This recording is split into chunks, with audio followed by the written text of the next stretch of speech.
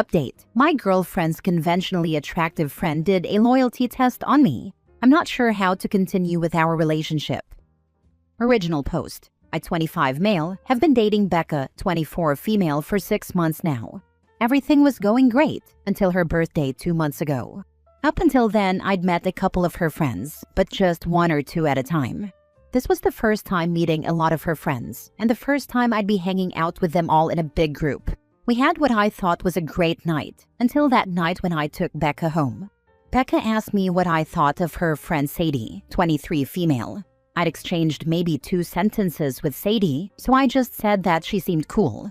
Becca then asked me if I thought Sadie was pretty, to which I responded she was, but not nearly as pretty as Becca. I thought that was a safe answer because I didn't want to say her friend wasn't pretty, but I also wanted her to know that I only had eyes for her. But Becca was like, "So you do think she's pretty?" I knew it, pretty and cool. I didn't think much of this because Becca was quite intoxicated, so I just brought her some Gatorade and helped her get into bed.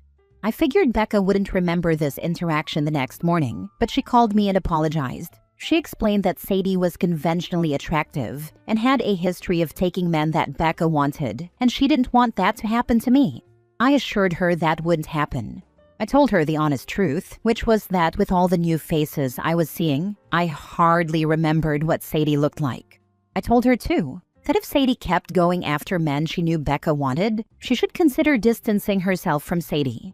Again, I thought that would be the end, but for the past 2 months, Sadie has somehow come up in every conversation. Did I follow Sadie's Instagram? Had I talked to Sadie since the party? Even when I give her a compliment, she brings up Sadie. Just last week, she got a new pair of jeans, and I told her how great her butt looked in them. And she went on this tirade about how she had to spend so much money just to get a pair of jeans that looked decent on her, while Sadie looked like a supermodel in Walmart jeans. I'm not that dumb. I know that Becca has complex underlying issues, and that the Sadie fixation is just a manifestation of those issues. I don't want to invalidate her, but I get the sense that Sadie is not a problem so much as Becca's insecurities. I'm like a broken record with how often I remind her that she's hot and smart, that she has a great life, a great job, and a great guy, if I do say so myself, LOL. And there's no reason for her to compare herself to Sadie or anyone else. That Walmart jeans are trash, but I'm sure she would look good in them if she really wanted some. I've suggested therapy, which she says is a waste. It just seems like nothing I do helps. And I know it's her issue and not mine, but it's starting to drain me too. The breaking point came a couple of nights ago when I got an Instagram DM request from Sadie, saying she thought I was cute and asking if I wanted to hang out sometime. This was followed by a series of DMs basically saying she knew I was with Becca, but she thought I could do better, and if I gave her a chance, she could show me what I was missing. Without responding, I took a screenshot and immediately blocked her. Then yesterday, I showed Becca the screenshot. I fully expected Becca to crash out, but instead, she kissed me and told me she knew she could trust me. I was confused, and she explained that she had Sadie DM me to prove my loyalty to her. Apparently, it's a common thing for women to do, especially if they have a conventionally attractive friend who could probably steal anyone's man. I was completely dumbfounded. I thought people only did this stuff in movies, not in real life. I asked Becca if all the anxiety over Sadie was real, or if she had faked that too.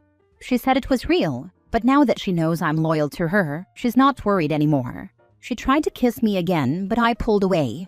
This might have solved all of her problems, but it created a whole new set of problems for me. I gave her no reason to doubt my loyalty. I never even looked twice at Sadie. I did everything I could to show her how much I cared about her, but it took this fake DM for her to trust me? What if she made another hot friend? Or what if she thought one of my co-workers was conventionally attractive? Would we have to do this all over again? I told her I needed some space. Becca doesn't understand why I've been distant since yesterday. She seems to think everything is resolved since I proved my loyalty. But ironically, I think this may be the breaking point for me in the relationship. I really like Becca, but I can't be with someone who has zero faith in me. If I'm going to stay in a relationship with her, I need to communicate to her how deeply this affected me and make sure that she knows not to do this again. How can I do this without invalidating her feelings and making her turn against me? Now for the top advice before reading the update. Your girlfriend needs professional help. I'd be out of there. Yeah, loyalty testing your boyfriend is not common because it's not normal. It's the sign of someone with either profound insecurities or a super messed up view of relationships. I would run away from this person. You can tell her that while you may have passed her loyalty test, she failed your don't play stupid mind games with your partner test. Exactly this. Plus, it's not a loyalty test. Just because someone doesn't cheat with a friend doesn't mean they won't cheat with someone the partner doesn't know. If someone really is a cheater or prone to cheating, they're most likely not going to cheat with their partner's friend, unless they're really stupid. So it's a stupidity test for both partners. You're stupid to fall for it, and you're stupid to play it. Yup, it's dumb as hell. An ex-boyfriend loyalty tested me by having his average-looking, not my type anyway friend basically sexually harass me at a party with my boyfriend in the same room, in hopes I would, feverishly mount him right in front of everyone?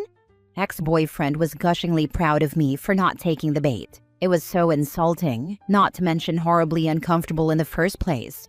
To know what goes through some people's minds. My ex and his friends were all terrible and regularly stole each other's girlfriends. So all his friends tried to hit on me and were just shocked when I turned them all down and said how gross I thought they were for doing that crap. But they never even tried to hide their true personalities. Right after I left him, one sent me a message asking how I felt about fat, hairy, broke, jobless guys. Real catch there. Now for the update. A lot of you have been asking for an update. So here's what happened over the past few days. I read most of the comments, and a lot of people were telling me to drop her or ghost her. Some of you even told me to sleep with Sadie. To be truthful, I was not planning on doing either of those things. Some of you were calling me spineless and saying I had no self-respect, but Becca had so many redeeming qualities, despite the stupid test. I thought she was one of the kindest, smartest, most beautiful, driven people I knew. And even though we'd only been dating for 6 months, she'd been there for me in ways none of my previous partners had. If there were other red flags, I would have just ended it. But there were none, until yesterday. After a couple of days of minimal communication, Becca asked if we could meet up to talk. I had thought out how best to say I understood her anxiety, but that her behavior wasn't acceptable. But I wound up not having to say anything because she apologized. She told me a lot of things about herself and that she knew what she did was wrong, but also hoped I'd understand why she acted that way. It was the first time she'd gotten candid with me about this. For her privacy, I won't go into detail. But let's just say she's been through a lot, and it more than explains, but doesn't excuse her behavior. She even showed me she had booked an appointment with a therapist. I was ready to put this past us. But she let it slip that the account that DM'd me was not actually Sadie, but a bot account she made to impersonate Sadie, and that Sadie had no idea those DMs were sent. This was so appalling to me that I ended things on the spot. I can handle anxiety and other mental health issues, but to impersonate someone online is something I can't move past. Becca tried calling me and texting me a couple of times afterward, but she stopped. Even through her delusion, I think she knows it's over. Genuinely, I wish the best for her. She has some great qualities, but she is seriously messed up in so many ways. I hope she gets the help she needs, but I can't help her anymore. Next story. I cannot stand my girlfriend's gym/food/beauty influencer fake online persona. I met my girlfriend on Hinge about 6 months ago. Of course, people put their best photos up, and I'm always cautious. There are so many filters people use to alter their looks. No, it isn't just angles and lighting and makeup and so on, like people will gaslight you and say it is. Filters do magic. I'm a millennial guy, and my photos are as honest as they get. I have never been in a rush to get dates or felt the need to lie with my pictures. I've been catfished a handful of times, and meeting my current girlfriend was really no different. Her pictures looked sort of like her in real life, but clearly she took some creative liberties. Regardless, we hit it off, and I never brought up her profile made up of pics from her in college. Didn't know that at the time. And for the current photos, she used a slimming filter along with the beauty face slimming filter. The problem? She's got a pretty massive following on TikTok and IG, and promotes a lifestyle and positivity that's clearly made up. She makes a lot of money lying, and people eat it up. Does she go to the gym? Yes, for little clips to post. Does she only eat what she cooks in videos? Absolutely not. Most of the time, I eat them since she hates fish and broccoli and rice. Every single video and picture is heavily edited. Even the audio recording software brings her voice pitch up a little bit. She did a weight loss journey for a summer body last year, and she told me how she did it. She used a filter making her slightly larger and drank a ton of milk beforehand to look super bloated, then just casually edited videos over time to look thin. She lost 0 weight during that time, and everyone, and I mean everyone, was complimenting her in the comments. She even manufactured drama in the past for views. I got robbed, and I got catcalled by the gym manager. She has like 7 videos falsely saying some guy hit on her at the gym. Not assaulted her, but like hit on her when it didn't happen. How do I know? She told me. It gets crazy engagement and views. She deletes any negative comments or ones that mention filters. I don't know. I could go on and on and on. Maybe I'm just ranting to say, ladies and gentlemen, please stop believing what you see influencers post. Most of it can be or is lies. I've been getting the courage to ask her to move out, but am worried about how she will react. I know she will make posts online and I fear what that may entail. But meh, such is life, I guess. Don't believe any influencer, even if they seem genuine. Lol, you literally don't know them, and you literally cannot tell who is genuine. Edit. Why have I been with her? She's a sweet and funny girl. I really love the time we spent together. She's obsessed with social media though. Anytime we have discussed it, she gets incredibly nasty and turns it into, "You're just jealous because you don't have social media." I literally don't have a personal page on anything and don't care to. I hate how this is how she makes lots of money. Lying. None of it is real. I don't understand why you're dating her. She doesn't sound desirable at all. In hindsight now, I don't know what I was thinking. She's a sweet and amazing person to hang out with. And we had loads of similar interests. I guess I didn't know the extent of her online presence, never cared, until a recent fight. After she rubbed it in my face, I did a look at her profiles and it was something I probably should have done like a time ago. It's someone I don't know. Planning to break up this weekend when she gets back in town. I would do it in a public place and record it if you can. It seems like she is a practiced liar. Yeah, we had our first big fight, and I swear it was a totally different human being. Nothing she said made any sense. You will be the subject of a video when you break up. Yep, I blame myself a bit for maybe not going through her social media and doing more diligence, but meh. The only thing that worries me in this day and age is getting doxxed. I don't care if she makes some, "so my ex and I broke up," but will absolutely lawyer up if my name gets dropped. Last story. It sucks to have a very beautiful best friend. Even if you are good looking yourself, I have never been approached by a guy when we are out because everyone else fades compared to her.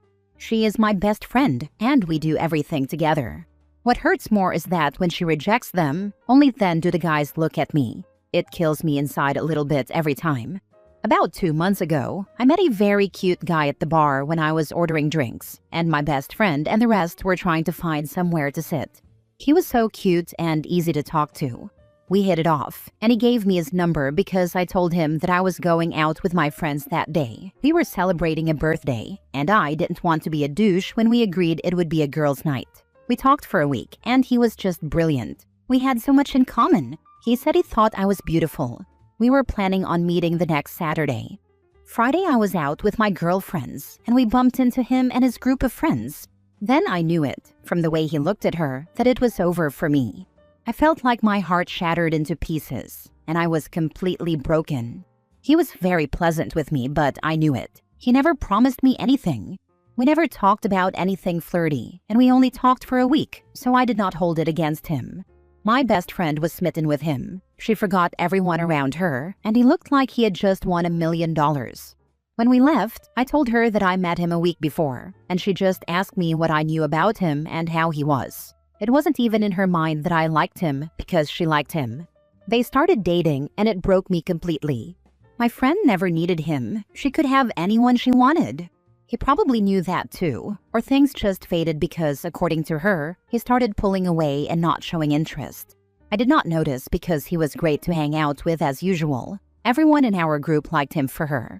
Yesterday, he said that he wished he never left me for her. So he knew. So he was pursuing me for more than friendship until he met her. It wasn't all in my head how kind and interested he was in me. I didn't say anything. I just nodded.